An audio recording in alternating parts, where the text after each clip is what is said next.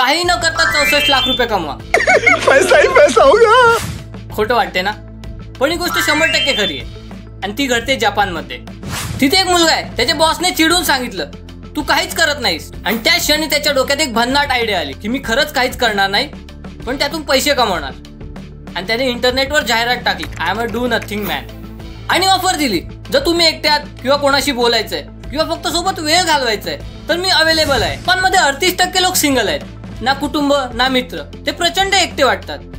जर कोणाला शॉपिंगला जायचं असेल किंवा चहा प्यायला जायचं असेल किंवा फक्त कोणासोबत एकत्र बसायचं असेल तर ते याला हायर करतात. तो तुमच्या सोबत असतो, पण लक्षात ठेवा तो काही सल्ला देत नाही किंवा काही काम करत नाही.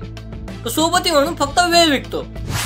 आणि साधी वाटणारी गोष्ट त्याला वर्षाला $80,000 कमवून देते, म्हणजे तब्बल 64 लाख रुपये. लोक त्याला पैसे देतात फक्त त्यांच्यासोबत राहण्यासाठी. विचार करा, आजच्या जगात एकटेपणा सुद्धा बिझनेस बनू शकतो. भारतात हा बिझनेस चालेल का? तुमचं मत कमेंटमध्ये नक्की सांगा आणि अशाच भन्नाट बिझनेस आयडियासाठी फॉलो करा.